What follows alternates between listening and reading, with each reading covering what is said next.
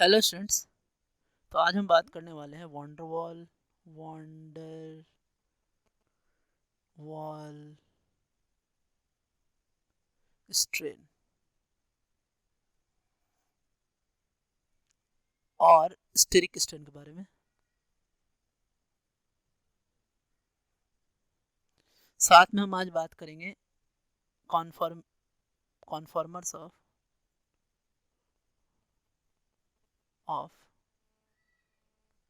Butane. तो देखिए ये दो बात करेंगे आज हम। तो आइए देखते हैं क्या है। सो वंडर वॉल स्ट्रेन होता क्या है। सो वंडर वॉल्स स्ट्रेन क्या होता है। तो कहने का मतलब है कि wonder wall strain is the force of repulsion between groups or atom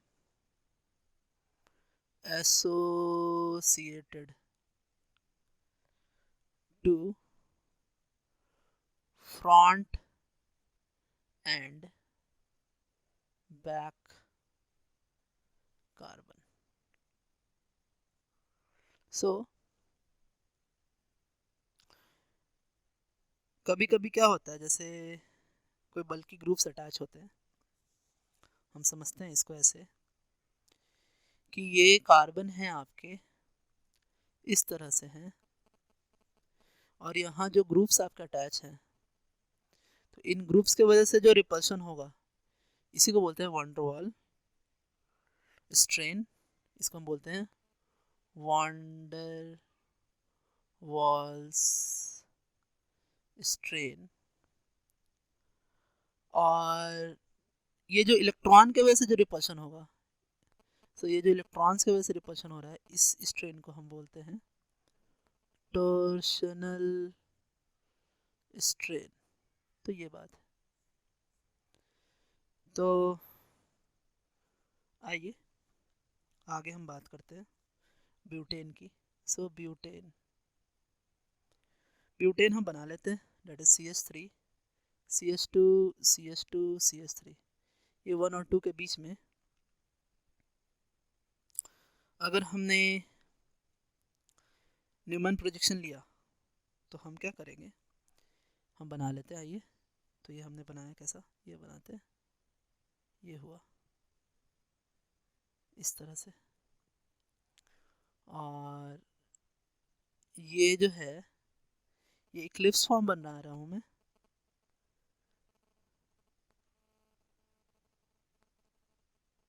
इस तरह से इसका एनर्जी E1 लिया मैंने। आगे चलते हैं, इसको 60 रोटेट करते हैं, तो ये आपको क्या बन के आएगा, जैसे देखिए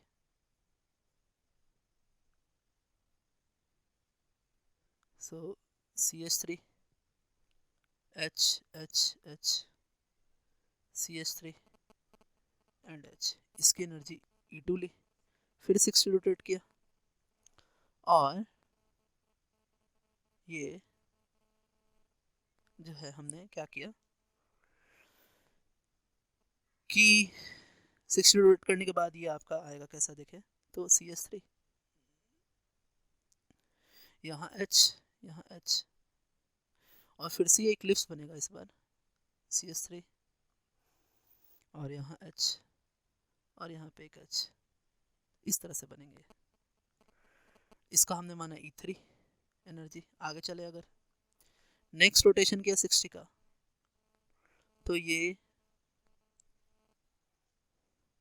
आपका फिर से बन के आएगा कुछ ऐसा CH3 CH3 H H H and H। इसका माना हमने E4 और इसे हम बोलते हैं एंटी। यहाँ पर ये जो आपका आया है इसे बोलते हैं गाउस। आगे जब हम 60 रोटेट करेंगे तो ये आपका फिर से एक इक्लिप्स बनाएगा। और ये इक्लिप्स कैसा होगा उसे समझते हैं। देखिए यहाँ CH3 होगा, यहाँ पे CH3 होगा, इस जगह पर आपका H H और H, तो इसे हम बोलते हैं पार्शियली इक्लिप्स्ड, और इसका एनर्जी हमने माना E5। सो पार्शियली इक्लिप्स्ड बोलते हैं।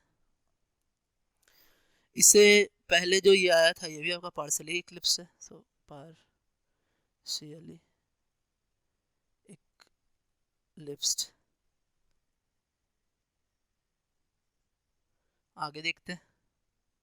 फिर अगर हमने इसे 60 रोटेट किया तो ये आपका एक फॉर्म आएगा, that is CH3 CH3 H H H and H। सो ये बोलते हैं इसको गॉच है। और फिर 60 जब रोटेट किया तो ये बन के आएगा आपका क्या, कुछ ऐसा CH3 H H H and H। तो ये जो है ये परफेक्टली इक्लिप्स है, परफेक्टली इक्लिप्स्ड है। और इसकी एनर्जी हमने मानी कि ये आपका E6 है, और ये पहले जैसा आपका बन गया है तो ये भी E1 ही होगा। अब अगर हम बात करें क्या कि E1 की एनर्जी सबसे ज़्यादा हाई होगी, उसके बाद E3 और E5 जो है वो सेम है। देखें आप गौर से, यहाँ पर जो E3 और E5 है, ये रहा आपका E5 और ये है आपका E3, वो लगभग सेम है। फिर अगर हम बात करें कि E2 एंड E6 जो है उनकी एनर्जी भी लगभग सेम ही होगी। अगर हम गौर से देखें यहाँ, तो यहाँ आपका ये E6 है और ये है आपका E2, इनकी एनर्जी भी सेम होगी। ये स्टैगर्ड फॉर्म है, और स्टैगर्ड फॉर्म में ये कम्प्लीटली स्टैगर्ड नहीं, इसे हम गॉस बोलते हैं, गॉस है ना। फिर लास्ट आएगा आपका E4 जो कि आपका सबसे कम एनर्जी वाला है। तो आज के लिए students, thanks, have a nice day.